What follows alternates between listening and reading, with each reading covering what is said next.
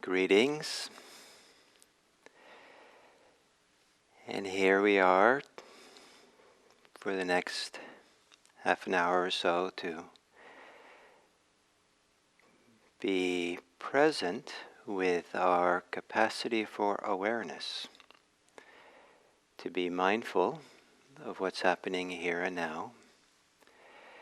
And the point of this practice that we're doing is not merely to be present here and now, to be present to be aware, to be mindful of your experience as it's happening,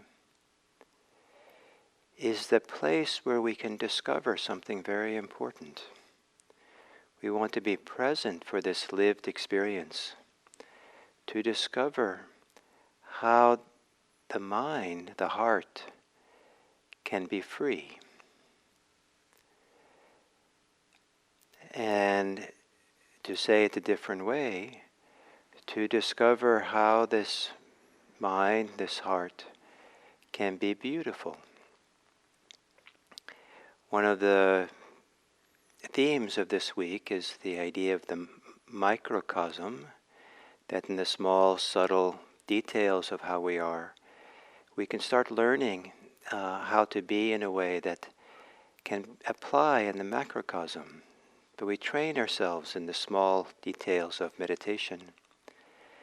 And in the small movements, relatively small, maybe it feels big sometimes in meditation, of the mind wandering off in thought, getting lost in thought perhaps sometimes, distracted, that there's an opportunity there, if we can be present, to address that, to meet that in a way where there's freedom. Or more to the point today, there can be a sense of beauty in how we're aware of that and how we relate to that. And that beauty has a lot to do with the absence of being critical, judgmental, having any kind of ill will of even the mildest form, have any kind of greed for something or insistence or a kind of desire that has a neediness in it or an expectation or an attachment to it, that things are supposed to be a different way, they should be a different way. And the absence of any delusion. Delusion has a lot to do with how we interpret the experience. And to not have those things operating, it's like beautiful clear air, beautiful clean pure water, where the pollution's out of the air or the mud has been settled in the water. There's a kind of beauty in that. And so you might see as you sit today how you can experiment in small ways, begin that process of seeing what is your intuition, what is your feeling for, what is your sense of mindfulness itself being beautiful. Mindfulness itself has a quality of absence of attachments, absence of ill will, absence of delusion even. It's this kind of a quiet, silent mind, clear mind that knows what's happening. And it will have some qualities that are related to generosity, to love, to care, not because those are activated, but just that in that openness and that presence, that absence of hostility and attachment, there's something really beautiful that exists there. So I'd like to suggest that you try to feel your way into, even imagine your way into that little corner of your mind, of your heart, that you might sense there's a little bit hints of beauty. And let that be a reference point for how you work with the distracted mind. You're not giving into it, but you're meeting it with mindfulness, beautiful mindfulness. And that you begin again with your breathing in a way that feels beautiful, feels nice. There's no, waves created in the mind of agitation, no upset. And it just feels beautiful to be in touch with. It feels wonderful to be in touch with this beauty, I like the word tenderness, this sensitivity, beautiful sensitivity of mindfulness, of awareness. And of course the mind will wander away. Maybe you can cherish, value, love when you wake up. Wake up to the present moment. And in that present moment, find how to be with it, what's happening, in a beautiful way. That's very, very simple. Doesn't require a lot of thinking. It's almost like the absence of thinking. And then, with that sense of little hint, little piece of beauty, perhaps you can linger there. The mind wants to stay there. The mind finds its home in its own beauty. So to begin by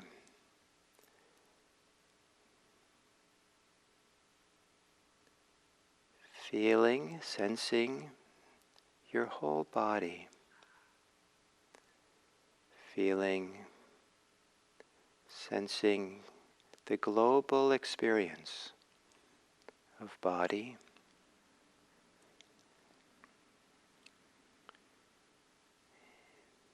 in whatever way the body reveals sensations of any kind, how they flow, they pulse, they come and go, they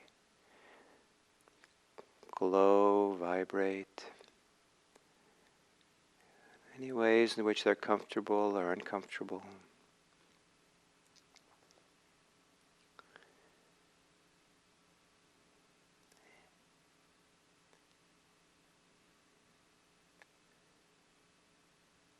And perhaps taking a few long, slow, deep breaths right in the middle of all that.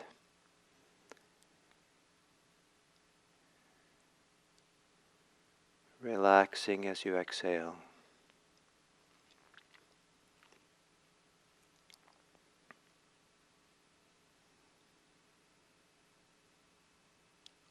Perhaps as you exhale, calming the mind.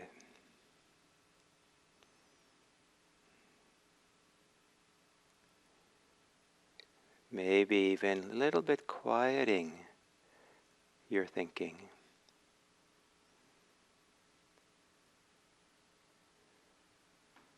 Maybe there's a way to quiet and change your thinking so it moves towards being beautiful thinking.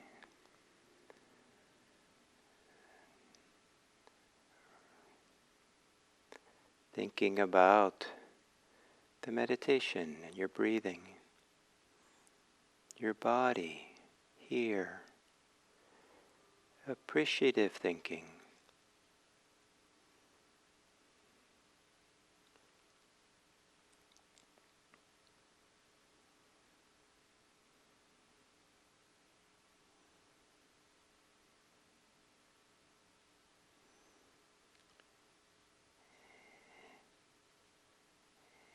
And then with whatever degree of beauty you can imagine or feel or sense, with awareness, with the mind, let there be a beautiful awareness of breathing.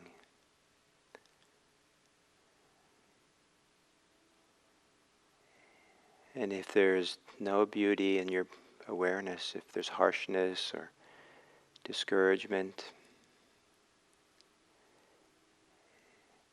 take the risk to assume that you can be aware of that in a beautiful way. that you can be aware of your difficulties with a degree of calmness, of ease,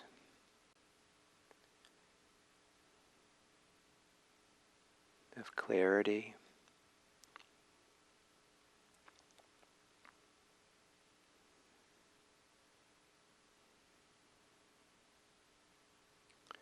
And whenever your mind wanders off in thought and you recognize that, maybe that's when the meditation begins. That's where you have the opportunity to experiment with discovering how to have a beautiful, caring attention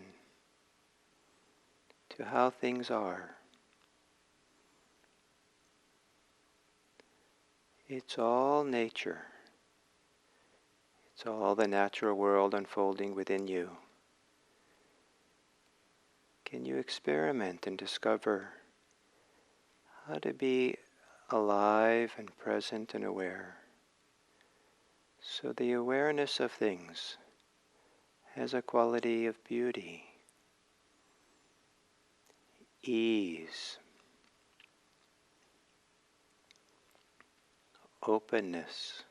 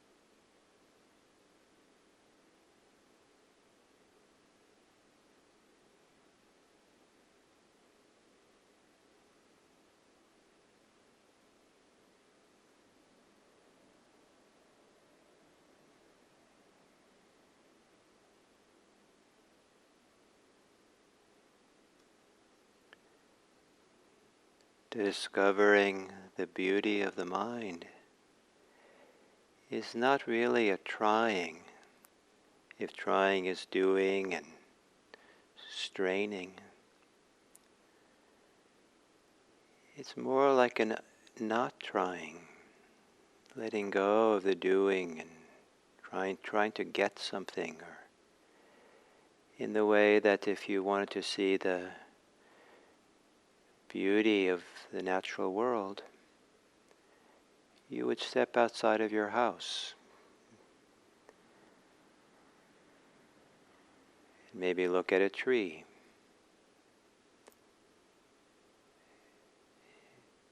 Or pull the curtains.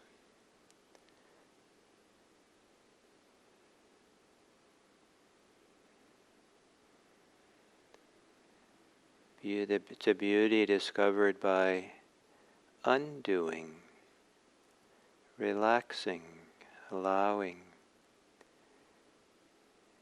The beauty of the mind is there in the mind. And perhaps you can have a small hint of it, at least, in the corner of the mind. There's a way of being mindful, of being aware.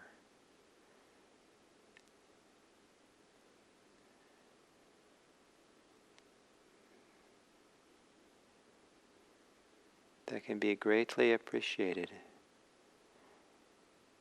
A source of appreciation.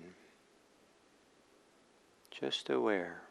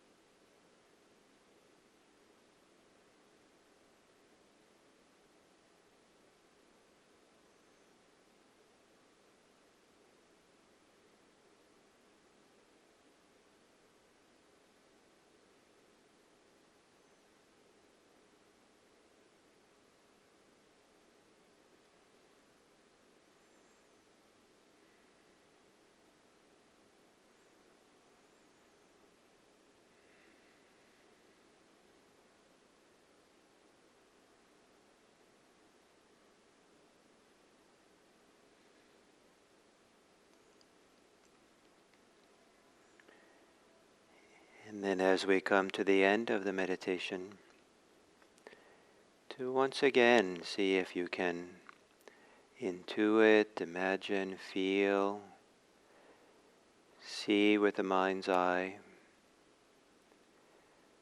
some quality of beauty, some quality of the mind that's a treasure, valuable, a way in which the inner life is a treasure. And from this beauty that's possible within, to gaze upon the world with that beauty, to gaze upon the world of people kindly,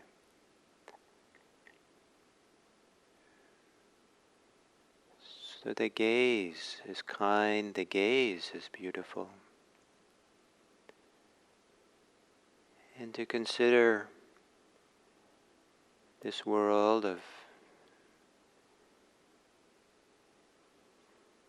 with many suffering people,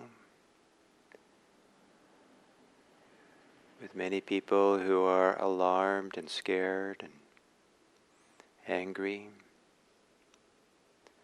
hurt in deep ways, to look upon all of it with a certain kind of beauty that allows kindness and compassion, care,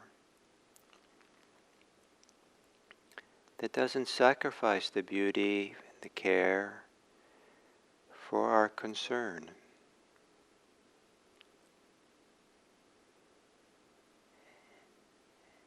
And then to come out of the meditation now with a wish, with the orientation that you will live this day in some way or other with a kind regard for all beings, with a wish that somehow, in small or big ways, that you might live in a way that betters this world, that supports, cares for some other people, maybe even one. Maybe even that one is yourself. And maybe all it is to smile with someone, to appreciate someone. May it be that coming out of this meditation, that the meditation supports us to create a better world for all beings. May all beings be happy.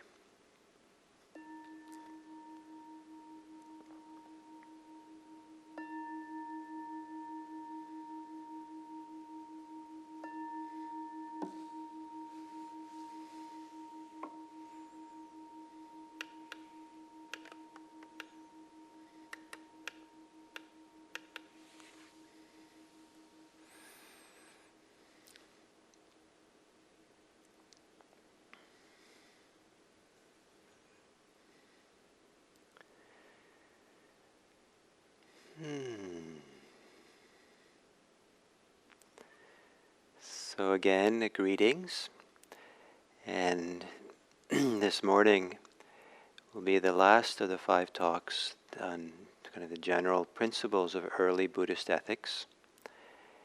And yesterday I talked about the 10 unskillful and 10 skillful actions, that the Buddha was very concerned about how we act and live in the world, and that we want to live in the world, our actions, our behavior, and our relationship to other people, to be skillful or wholesome. At least 9 of those 10 skillful actions have to do with our relationship to others in the world. Actions, so what's wholesome or skillful is to avoid killing and harming other beings. What's skillful or wholesome is to avoid stealing, hurting people through our sexuality and sexual behavior. lying, avoiding divisive or malicious speech, avoiding harsh speech, pointless speech, avoiding being avaricious, meaning wanting the things of other people, avoiding having ill will. So those 9 are all about how we are in relationship to other people.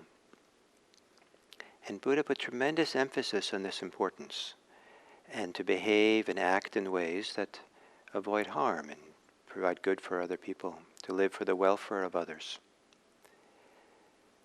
Now these 10 skillful and unskillful actions are said to have roots.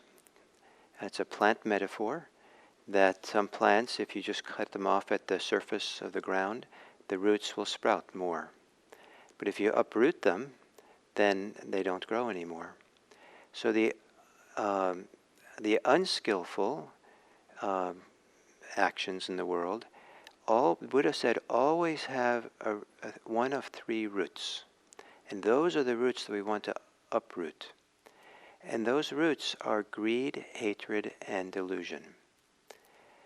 And you'll find myself and Buddhists, Theravadan Buddhists, teachers, will repeat these 3 over and over again, greed, hate, and delusion. And it's a little bit, after a while we get familiar with it, used to it. It's a little bit like too much, to keep saying the same thing over and over again.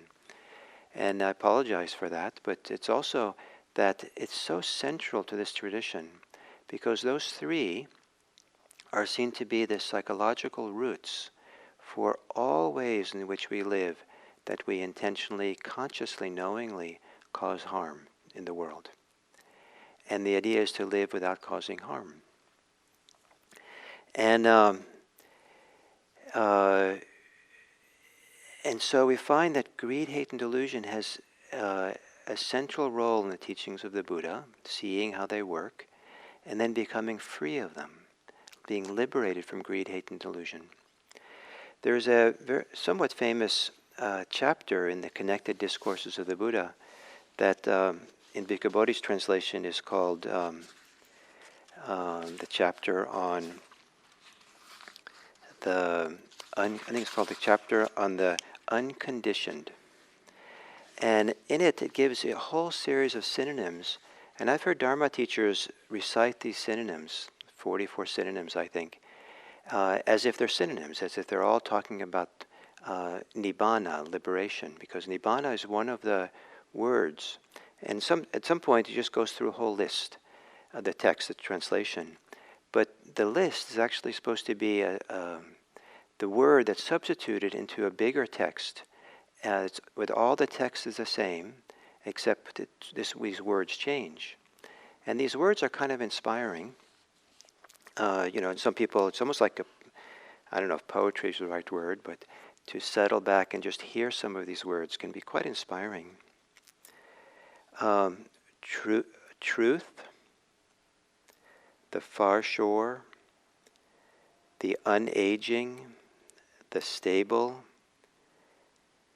the unmanifest, the unproliferated, the peaceful, the deathless, the sublime, the auspicious, the secure, the destruction of craving, the wonderful, the amazing, the unailing, nibbana, the unafflicted, purity, freedom, the island, the shelter, the asylum, the refuge. Great words. But when they're listed just as synonyms for nibbana, we actually miss what the central teaching is in this chapter. Because they're not really synonyms for nibbana exactly. What they're synonyms for is something else. And we can see this with the very first one, where it talks about the unconditioned. One of these lists of 44 is the unconditioned. And in the first time that this word appears, they give you the whole text. And then to read a little piece of it. And what is the unconditioned? says the Buddha. The unconditioned is the destruction of greed, hatred, and delusion. This is called the unconditioned. So for all those synonyms that I read,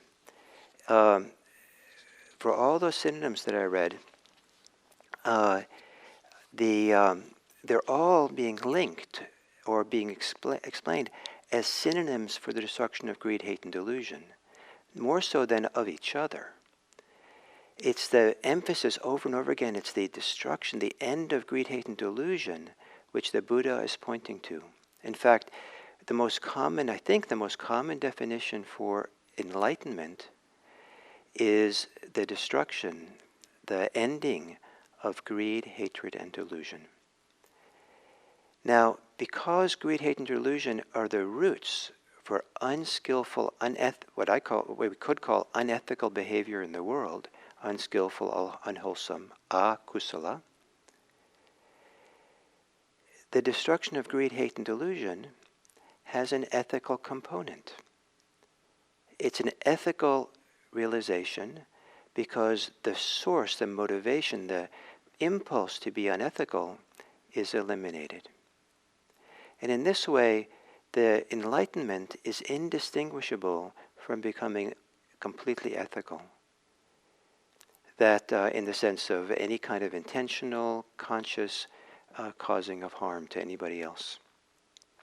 And so this is one of the themes for this week, is how much what we would call in English ethics and what in Buddhism we might call liberation really should be seen as one and the same. They're inseparable. And this and how deep this is in the Buddha teaching is, I'll read this passage. There's a very famous part of the liturgy in Theravada Buddhism, and where they chant every day, so the monastics especially, and they chant this line about the Dharma. The Dharma is visible here and now, immediate, inviting to be seen, onward leading, and to be personally realized by the wise. This is I'll read a little bit bigger passage of what this means specifically. The Buddha said, when you know there is greed, hatred, or delusion within you, and when you know there is no greed, hatred, and delusion within you, then you know the Dharma that is visible here and now, immediate, inviting to be seen for oneself, onward leading, and to be personally realized by the wise. The whole heart of the Dharma, what it really is, when you really want to know it for yourself, is not a metaphysical truth, it's not a cosmic truth, the transcendent truth, it's not something, some great state of consciousness that's, reified, wonderful states of consciousness, something. He's defining it here, that to really know the Dharma, when you really know your own greed, hatred, and delusion, you see it. Hopefully you see it with a beautiful mind, beautiful awareness. And then you know when it's absent. And know that possible to have a mind, a heart that doesn't have greed, hate, and delusion. If you really know that in a deep way, then you know the Dharma. Then you know what's onward leading. Then you know you can move into this direction. You can mature and grow and develop this wonderful capacity. So in this way, the Buddha is giving priority to personal empirical experience over any kind of teachings that are relied on through faith or through texts or through teachers. The idea is to become your own teacher. And you discover it by this sensitivity, mindfulness, awareness to really know and feel greed, hate, and delusion. Now I keep emphasizing this ethical sensitivity because greed, hate, and delusion, we can actually feel the impact it has on our system. Again, to quote the Buddha, these unwholesome, unskillful roots, he calls them, they are suffering in this very life. They come with fixation, despair, and fever. He emphasizes that people who have the three unwholesome roots, greed, hate, and delusion, are injuring themselves because they are forms that bring harm, suffering, and discomfort to oneself.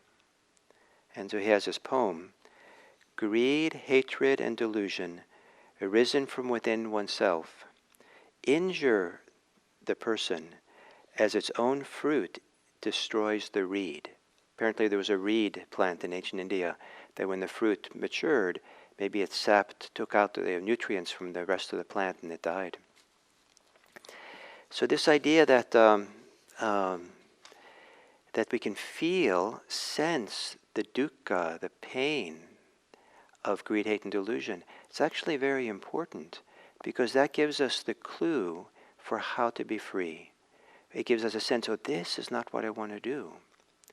The Buddha called it a thorn that we pull out of the heart. The absence of greed, hate, and delusion, a mind, a heart that doesn't have it, that is beautiful. The word kalyana, and sometimes in English the word beauty, is associated with being virtuous or being ethical.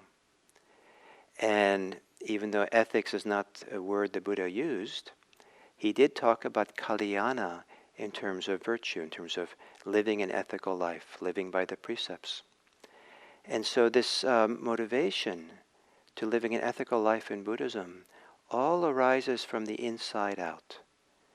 It can arise from the inside out as we feel and sense and experience what's really happening within and seeing the roots of unskillful, unhealthy, unethical behavior, how the roots of it, how it arises out of a way that we're injuring ourselves, and how the absence of it arises from what is actually nourishing and supportive for us, that what it arises out of what's beautiful.